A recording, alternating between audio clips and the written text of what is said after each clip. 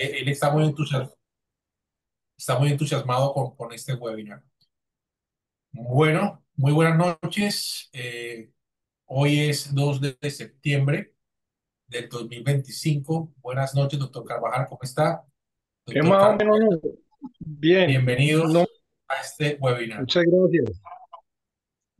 Perfecto, este webinar creo que lo hemos colocado y hemos invitado al doctor a Andrés Carbonell que sea el líder, el que nos hable un poco de este tema. Y este tema está muy orientado a los que hacen musculoesqueléticos. Y este es como un upgrade, o sea, algo superior a la ecografía y que está teniendo un boom importante y que me agrada mucho, porque los que hemos tenido la posibilidad, en mi caso, tuve la posibilidad de aprender elastografía en esa época para hígado. Justo cuando yo estaba terminando mi residencia fue el boom de la elastografía, ¿no? Hace algunos años, en donde la gente decía, bueno, funciona, no funciona, pero hoy evidentemente la elasticidad de los tejidos son fundamentales para tomar algunas decisiones o ver algunos resultados, ¿cierto? En caso de estos webinars que nos interesan, que son para los ortopedas, deportólogos y todo lo que tenga que ver con enfermedades, diagnóstico y lesiones musculoesqueléticas, creo que la elastografía llegó para quedarse. ¿Qué dice usted, doctor Carvajal? Pues bueno, en cuanto a lo que es la elastografía, pues como usted mismo mencionó, eso inició pues como para los patólogos o para los ecografistas que hacían patología abdominal y para mí la elasticidad del tejido. Pero con el tiempo, muchos equipos antiguamente no venían con indicación o no tenían la forma de hacer la elastografía.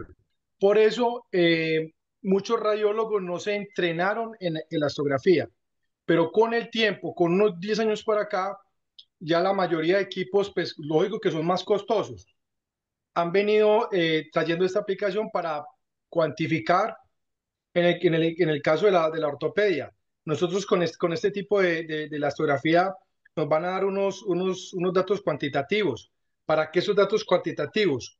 En el caso de ortopedia, de portología o la medicina del deporte, vemos que con la elastografía podemos detectar una rigidez, una atrofia en los músculos, en los tendones, podemos diagnosticar una fascitis plantar, unas tendinopatías. También podemos monitorizar como yo como deportólogo, un ejemplo, tengo un equipo de fútbol, monitorizo mis jugadores y los veo en secuencia a nivel elastográfico para mirar cómo van las condiciones en los tratamientos, si ya sea ya han tenido un esguince o sean que han tenido un proceso quirúrgico previo o una lesión, una injuria. Entonces yo monitorizo a mi paciente cada vez que se va a someter a una competencia o una prueba pues atlética mayor. Y también la elastografía vino para quedarse porque con ella hacemos el intervencionismo. Nosotros tenemos que tener intervencionismo guiado y pegado y cogido de la mano con la elastografía. ¿Por qué? Porque yo tengo una mira telescópica que es mi ecógrafo. Esa la tengo digamos, con ella yo miro dónde va la diana, pero con la elastografía es para terminar el punto de cómo voy a entrar a esa lesión. Entonces, mi intervencionismo, yo hago una precisión milimétrica y teniendo mi presión milimétrica como esas miras que se colocan los soldados en las cabezas para poder ver de noche, nosotros estamos haciendo lo mismo con el tema de la elastografía, porque podemos intervenir de una manera adecuada y sabemos si aquel ganglión o aquel quiste, si es para drenarlo con el intervencionismo. En cuanto a la ortopedia, pues vemos que podemos diagnosticar infinidades de patologías. Es un proceso que no es invasivo, que está dentro del equipo, que pues este equipo Clarius tiene esa aplicación y no sale un ojo de la cara, porque si yo me voy a comprar un equipo más costoso con elastografía, pues lógico que va a ser un infierno de caro. Con este equipo tengo la facilidad y tengo la aplicación así como el movimiento de aguja para yo llegar al punto que es y poder hacer nuestro tema de intervencionismo. Entonces, yo con eso que diagnostico la rigidez, si hay una inflamación, si hay una cicatrización, si hay un tumor benigno. Con eso yo miro, por eso es la importancia de la elastografía. La elastografía vino para quedarse. Lo mismo hablando del aspecto reumatológico. Casi la gran mayoría de muchos radiólogos e incluso reumatólogos de toda Latinoamérica están empleando esta nueva técnica porque a nivel reumatológico vemos cómo está la articulación en vivo y cómo podemos nosotros aplicar la intervención. Perfecto. Bueno, para poder entonces entender un poco más, en los próximos minutos está el doctor Andrés Carbonell. Él es radiólogo y nuevamente nos acompaña para poder hablar sobre este tema. Entonces, la elastografía en lesiones musculoesqueléticas, con ustedes el doctor Andrés Carbonell. Bueno, algo que me pareció importante de lo que mencionaba el doctor Carvajal es que no, a veces los equipos vienen preparados para tener esta herramienta, pero no todos lo traen. O sea, se compra la llave, por así decirlo, del software, que es un valor agregado al valor que ya invertimos o al valor alto que tenemos del equipo. Entonces es una ventaja de estos ecógrafos, de estos transductores portátiles de Clarius que ya lo trae incorporado y que no es algo que hay que pedir con un valor por encima de su precio ya instaurado. Bueno, me avisan si ya pueden ver la presentación o tienen algún inconveniente para poder observarla. Perfecto. Perfecto, bueno. ¿Qué tan rígido está? Bueno, vamos a hablar un poco de la astografía y obviamente de todas las herramientas que tiene para implementarse, la orientamos solamente de pronto a un poco más acotado, un poco más limitado a la parte deportiva, de lesiones deportivas, y de pronto algunos diagnósticos diferenciales por ahí adyacentes. Esto es un poco de lo que vamos a tratar. Y en cuanto a la introducción, siempre manejamos una escala de grises y cada vez más el ecógrafo es algo que va evolucionando, que yo creo que se va a comer casi que la mayoría de métodos o se va a implementar porque casi que los estudios cuando comparamos ciertas patologías hacemos un versus de resonancia y ecografía y no está tan atrás, no está tan atrás como antes porque ya cada vez más se está dando de pronto estas herramientas de Power Angio, de Doppler y en este caso de la elastografía y cada vez más se está instruyendo más al radiólogo en todas estas herramientas. Entonces cada vez se va acercando, se va cerrando esa brecha diagnóstica o de utilidad que va teniendo la ecografía con la resonancia. Y aún así hay cosas de la ecografía que también se implementan en resonancia, como en el caso de la elastografía. Entonces, este valor de la imagen cuantitativa o cualitativa que puedo tener de alguna estructura, esta adquisición de información, obviamente nos amplía un panorama tanto para la parte diagnóstica, como ya lo mencionaban antes, como de tratamiento, como de seguimiento, o que de pronto pueda predecir si de pronto se está dando una sobrecarga y está yo creo que futuramente se van a hacer estos estudios de pronto de que en esta parte de la astografía, si un tendón o alguna estructura miotendinosa está hasta próxima a ser lesionada, dependiendo de su comportamiento y obviamente dependiendo de las características del estudio o de la amplitud de los estudios que se vayan a hacer. En cuanto a la anatomía, solamente vamos a resumir un poco en cuanto a la imagen que adquirimos en el modo tradicional o modo bidimensional, que es el blanco y negro coloquialmente, donde tenemos las estructuras que según el transductor o la frecuencia podemos ver hasta la parte fascicular de la parte muscular y el cambio que tiene con los tendones por su estructura y su morfología y lo que lo compone, que puede cambiar en cuanto a su escala de grises o su morfología anatómica o ecoanatómica.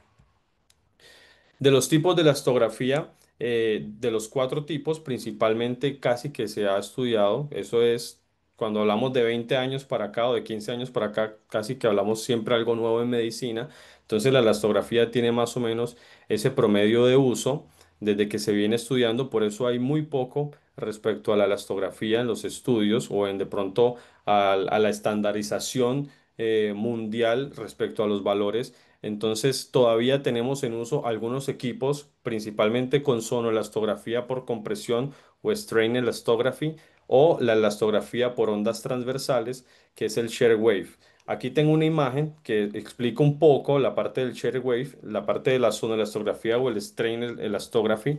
Se maneja por una compresión y es ver con esa compresión que se le hace a los tejidos qué distensión tiene respecto a algo base. Por ejemplo, el tejido celular subcutáneo. Obviamente los tejidos blandos, cuando los comprimo, van a tener una elasticidad se va a representar primero que los tejidos que de pronto son un poco más fibrosos y que de pronto llevan un poco más de fuerza para el estudio de la lesión.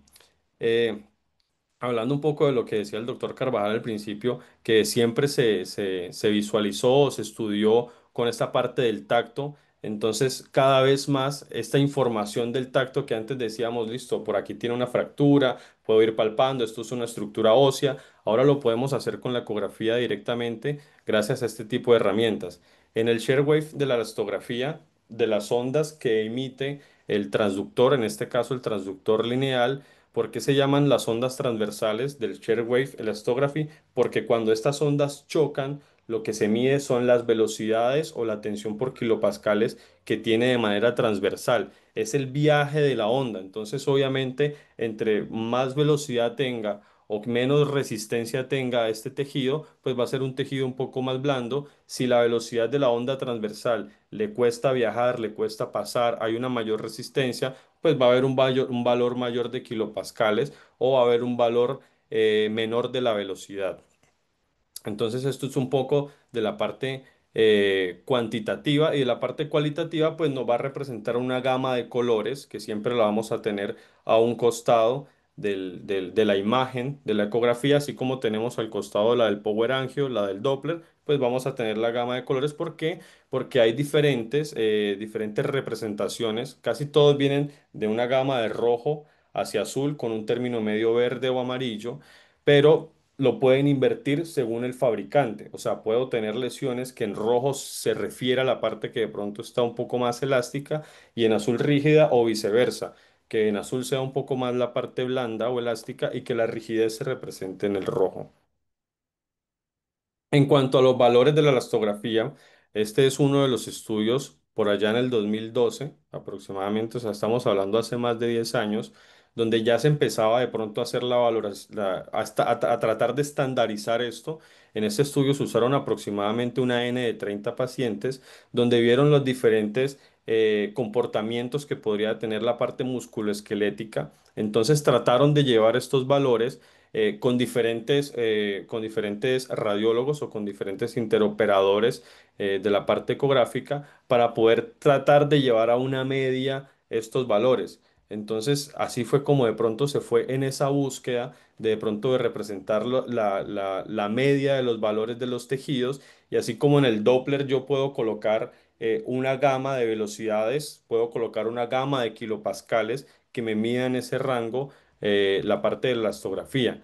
Ya para los años un poco más cercanos del 2017, se vio también en este caso también fue un estudio realizado con el share wave o con la parte de las ondas transversales del estudio, donde se objetivó es la parte, por así decirlo, cuantitativa, donde de pronto ya los ecógrafos venían con una gama más amplia de los valores que se puede dar del rango de kilopascales, donde también se vio cómo es el comportamiento en un músculo relajado, en este caso, por ejemplo, el tibial anterior, gastrocnemios, soleus, tibiales anteriores, un músculo relajado o un músculo que está en contracción, cómo era su comportamiento.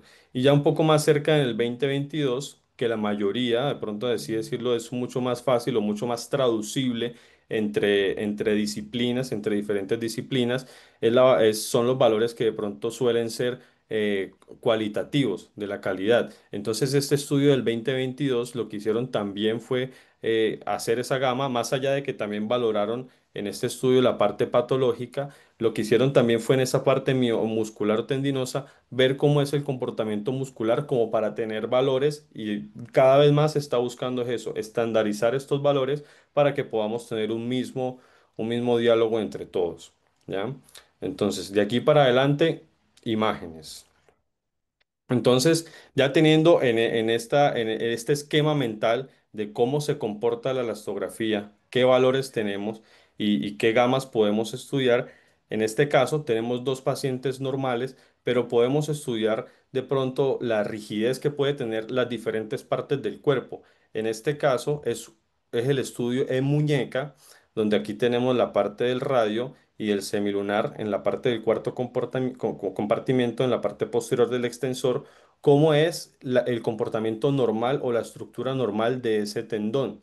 Y vean que tengo acá al lado un tendón de Aquiles que tiene una gama de colores totalmente diferentes. En este caso se da por la parte de velocidades, es un tendón totalmente normal donde yo puedo colocar un punto del ROI o en otros equipos también puedo hacerlo y yo colocar manualmente la región Region of Interest que traduce el ROI o puedo colocar esa región de interés donde yo quiero hacer los valores o tomar esos valores. Entonces, viendo que los dos tendones son totalmente normales, pero que tienen un comportamiento diferente al estudio de la elastografía.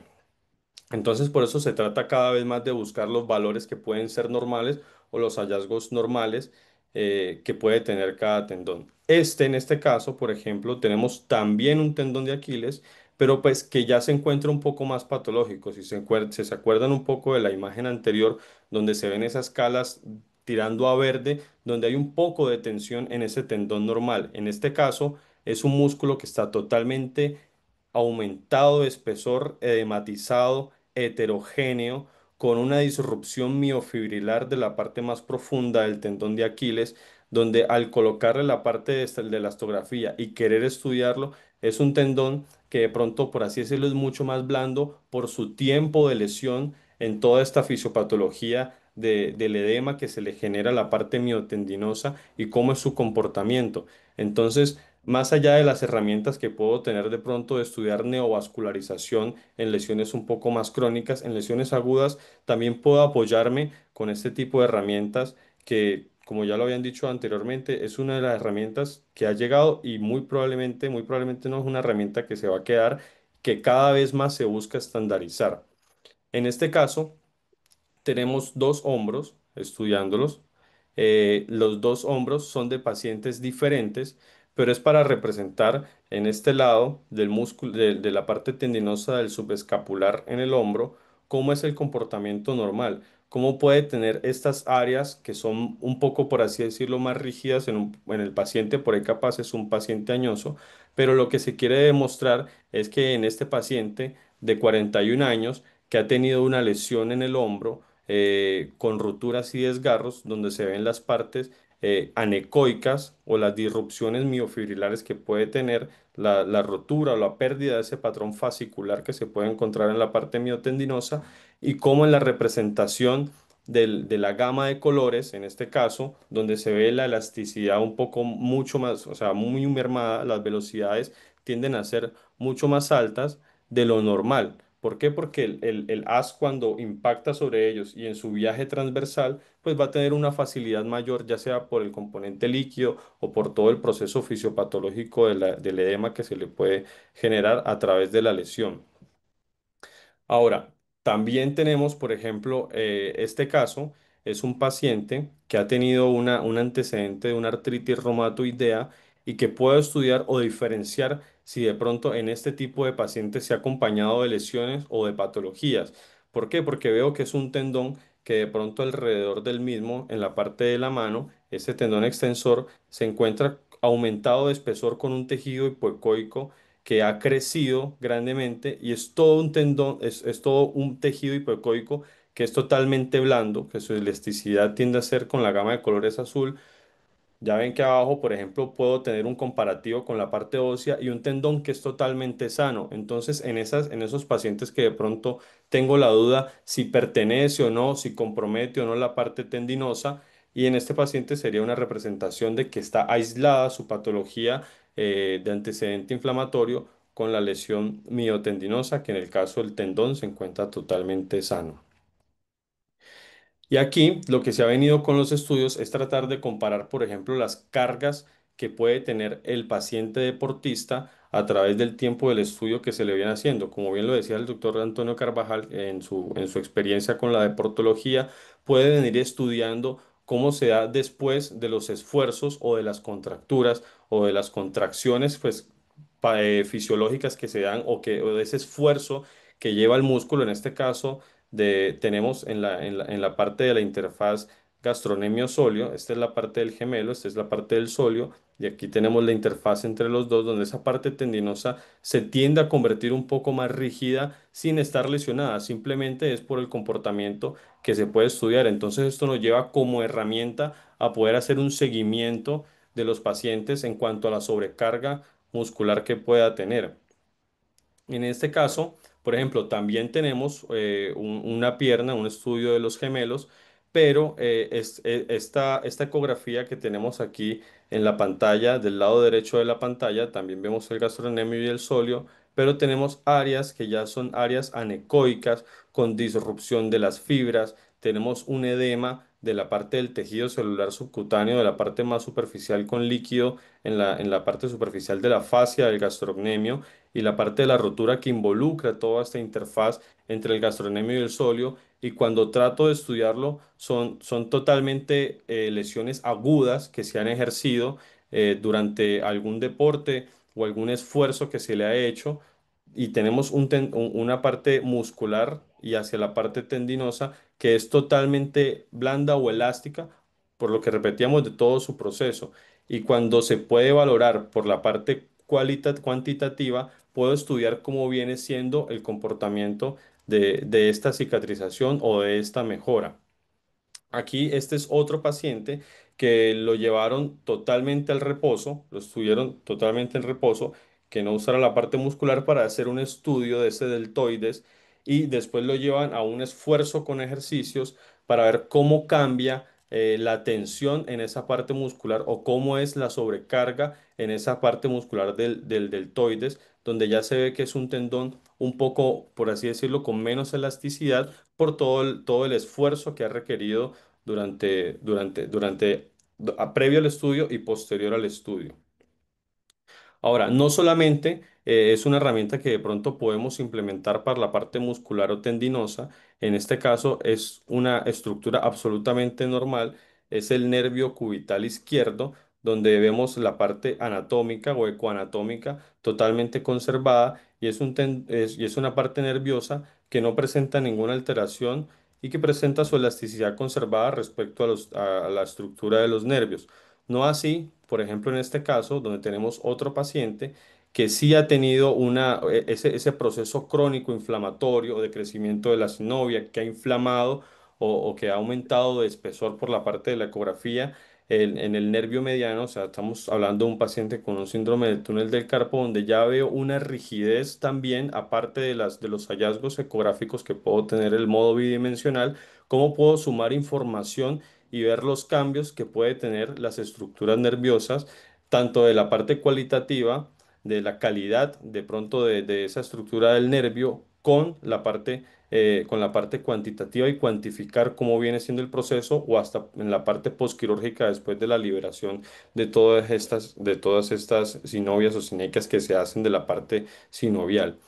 Y otra cosa que nos puede ayudar mucho es que a veces tenemos duda en pacientes que de pronto llegan con algún dolor justo en ese lugar o alguna sintomatología y vamos a ver y vemos que de pronto el músculo es un poco más gordito, tiene un diámetro focal aumentado y que me genera duda y me ayudo de este tipo de herramientas de la elastografía para poder ver que o tuvo una lesión o tiene alguna otra estructura. Entonces, este paciente tuvo que ser llevado para desempatar de pronto esa, esa duda diagnóstica y ya por resonancia se pudo identificar más porque a veces los lipomas no son fáciles de ver cuando están de pronto en la en la parte muscular instaurados o su crecimiento y más si se desconocen los antecedentes del paciente o nunca se haya estudiado.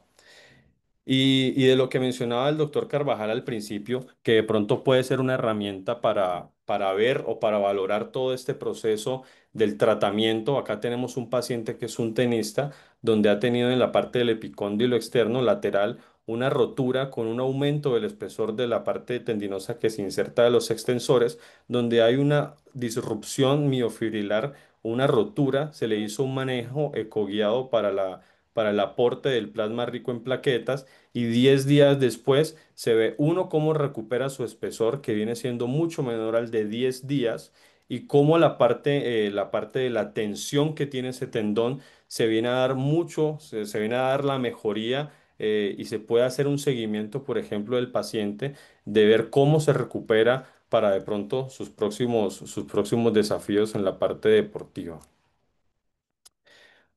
Hay otra herramienta, por ejemplo, acá tenemos un caso del ejemplo que les mencionaba al principio, que no todos los equipos o no todos los fabricantes todavía tienen estructurado o todavía tienen un estándar de todo lo que debería hacer. En este caso, por ejemplo, en el fabricante colocaron que las lesiones que están, por así decirlo, menos rígidas o más elásticas o más blandas en rojo y las lesiones que están un poco más duras, más tensas, más rígidas en azul. En este caso tenemos en la parte de los isquiotibiales al lado del tendón de conjunción un área dudosa. Entonces muchas veces, cuando hacemos la ecografía, a veces por angulación, los músculos suelen dar esos artefactos que de pronto nos generan duda de un paciente que de pronto tiene un pinzamiento o tiene un dolor justo en esa zona y con la elastografía podemos ver que esa área blanda es por una disrupción miofibrillar que ha tenido, entonces tiene una lesión en esa zona, tiene una disrupción que de pronto ya no, como es tan chica o las lesiones son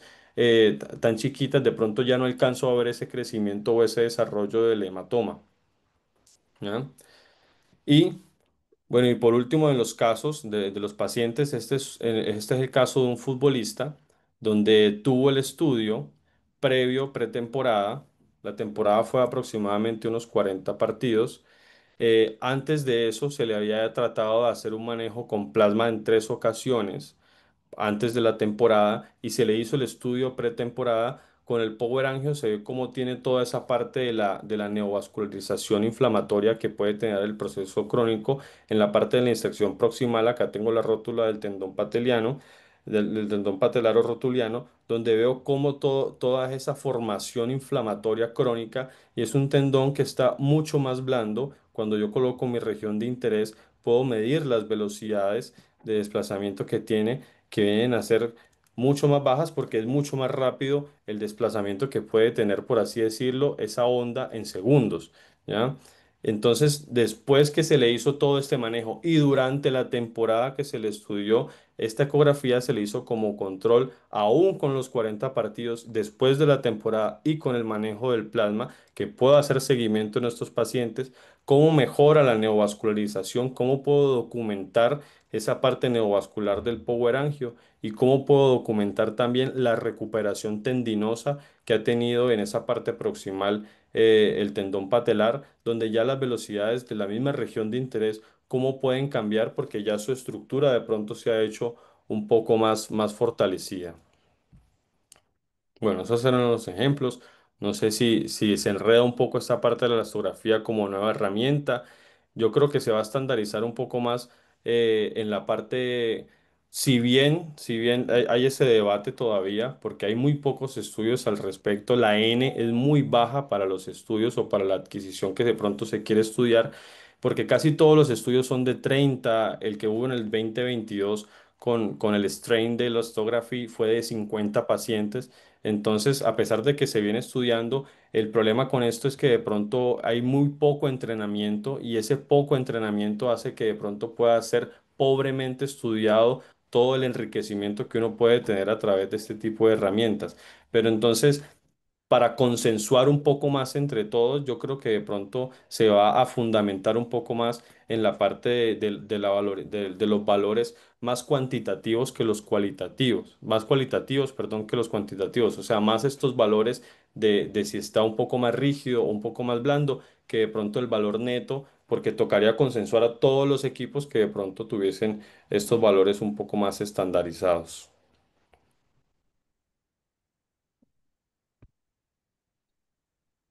Muy bien, perfecto, genial. No sé si hay alguna pregunta en el panel, o alguna pregunta, doctor Carvajal. Aquí en Pues nuestro panel, dígame. yo pensaría pues primordialmente que esto es una curva de aprendizaje. Así como estamos haciendo curva para aprender a manejar el ecógrafo, también tenemos que aprender la curva de manejar la elastografía. Esto más o menos con unos 20, 30, 40, 50 pacientes, uno ya comienza a mirar cómo va a hacer este aplicativo para las ecografías, para hacer primero que todo para detectar, segundo para monitorizar y tercero para intervenir. Entonces, incluso ya hay unas escuelas que están promocionando cursos de elastografía para todas las especialidades. Y ya una vez tengamos ese entrenamiento, pues ya todos nos vamos a casar con esta aplicación que créame que es de muy buena utilidad. Muy bien. Bueno, la respuesta sí, no, técnicamente no. Yo creo que el doctor Nicolás debe estar ocupado en otra cosa. En este instante creo que está en un diplomado, pero está conectado también acá. Así que no sabría si hacerle alguna pregunta al doctor Nicolás. Sin embargo, la voy a apuntar porque el doctor Nicolás tiene una charla muy interesante de ecografía dinámica eh, pronto, y en la ecografía dinámica se está utilizando, y creo yo, y es como yo lo hago, depende del equipo que tenga, es ecografía dinámica musculoesquelética, Doppler, Power, color, o sea, vamos a ver neovascularidad y elastografía para poder ver elasticidad. Yo creo que la ecografía musculoesquelética actualmente y en el futuro, si no tiene un reporte de la elasticidad de forma precisa, vamos a tener tal vez un problema en el diagnóstico o en el resultado de seguimiento del tratamiento. Ese es mi punto de vista, pero creo que el doctor Nicolás es mucho más experto que yo en el área por su fortaleza que es musculoesquelética. La idea de este webinar es totalmente claro, es uno, tener claro que no solamente existe un tipo de elastografía, hay varios tipos de elastografía. Tenemos que entender nuestro equipo, nuestro ecógrafo, cuál es la elastografía que tenemos a disposición y poder saber interpretar, o ya sea esos números, ¿sí? Que nos generan, poder interpretar si podemos buscar el ROI o si podemos interpretar manualmente la elastografía. Y yo creo que ahí es donde hemos perdido la posibilidad de estandarizar y masificar el uso de la elastografía. Bueno, ahí veo que está conectado el doctor Nicolás. No sé si quiere decirnos algo ¿Qué rápidamente. tal? Sé que está ocupado. Buenas noches, Buenas doctor. noches Gracias a por estar todos. acá. ¿Cómo están? Ahí lo estaba siguiendo de costado. Si estoy en el diplomado de músculo esquelético de la Sociedad de Ortopedia y Traumatología al mismo tiempo, así que me escapé un ratito. Escuché la charla de Andrés, muy buena, con respecto así a los avances que se vienen. Precisamente también un tema que está utilizando mucho la elastografía son las cicatrices. Nos da un seguimiento de la cicatriz cuando es inmadura, que es una cicatriz blanda, que eso se puede ver por elastografía. Por ejemplo, el tratamiento se hace PRP porque tratamos de poner más rígida esa cicatriz, ¿sí? En cambio, cuando a veces la cicatriz que nos genera problemas es una cicatriz vieja y ya está fibrosada y es dura, lo que hacemos, en vez de poner PRP, es hacer electrólisis percutánea o algún otro método para tratar de romper esa cicatriz. Entonces la elastografía nos está dirigiendo cuál sería el tratamiento indicado en dos cicatrices distintas, hablando de lesiones musculares, por ejemplo, es lo que les podría aportar, además de lo que ya se aportó todo en la charla, ¿no? Perfecto, genial. Eso es importante para todos aquellos que hacen procedimientos. Y miran este dato importante que se está escribiendo y se está haciendo. Tomar las decisiones de cómo vas a tratar las cicatrices por elastografía. Y eso realmente cambia la historia de un deportista de alto rendimiento, ¿no? En este caso, la reincorporación y la rehabilitación es bastante interesante. Yo creo que la elastografía, como dije en un inicio en la introducción, llegó para quedarse. Lo que necesitamos es más equipos con elastografía, estandarizar cuál es la elastografía que vamos a utilizar, ¿sí? O comprender las diferencias de la elastografía y que los ortopedas, los deportólogos, los radiólogos, los fisiatas en algunas regiones podamos interpretarla de una forma homogénea, que ese creo que ha sido el problema. No sé qué dice el doctor Carbonell sobre el tema.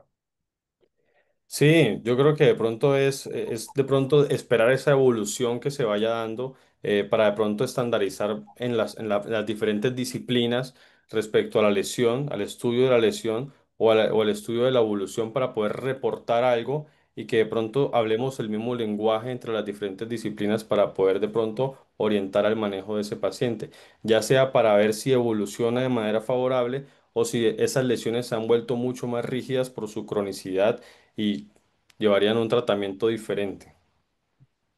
Yo Perfecto.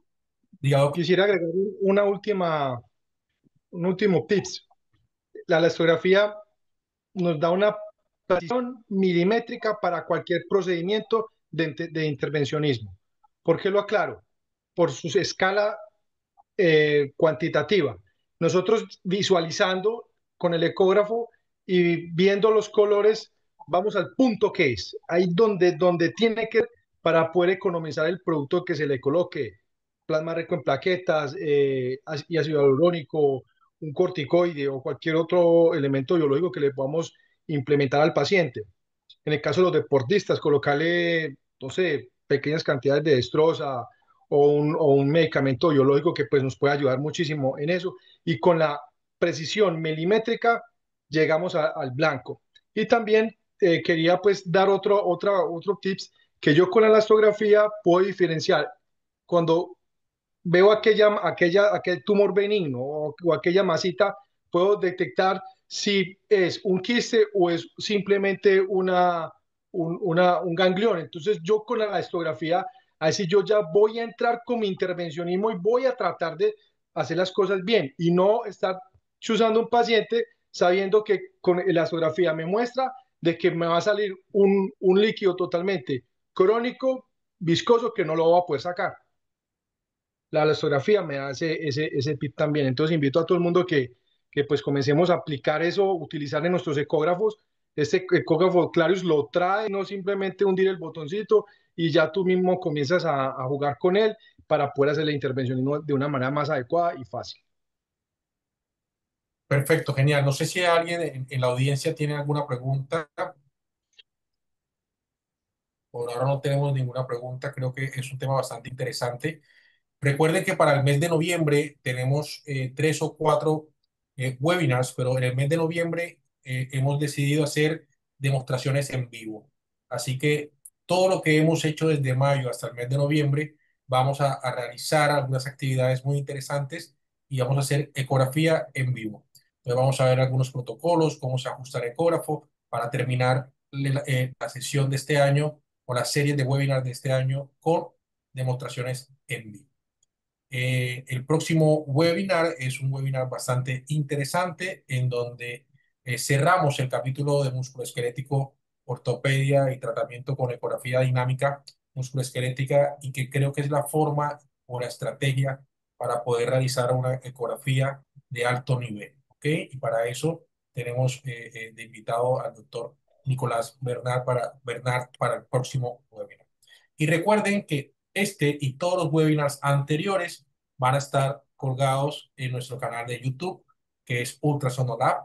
El próximo miércoles estarán todos, absolutamente todos colgados, y ahí van a poder seguir estudiando y capacitándose y escuchando los tips y repasando. Nuestro objetivo con estos webinars es poder interactuar. Siempre tenemos a un experto en el área que nos pueda preguntar y nos pueda dar todas las dudas que ellos tienen, en este caso, el doctor Carvajal como ortopeda. Si no es más, si tienen alguna pregunta a los panelistas o algún dato, por favor, háganmelo saber.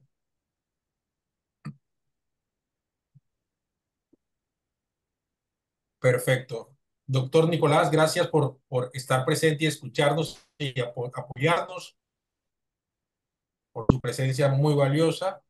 Doctor Carvajal, como siempre, sé que está bastante lejos. Espero que esté muy bien, ahí está, y todo salga bien.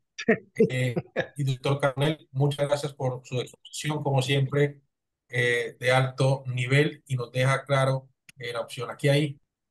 Muchas gracias, doctor Aníbal Olier. Muchas gracias a usted. Doctor Bernard, doctor Carbonell, doctor Carvajal, feliz noche. Chao, Chao, chao. gracias a todos. Hasta luego, chao, Damos chao. por finalizada la sesión. Tengo colegas.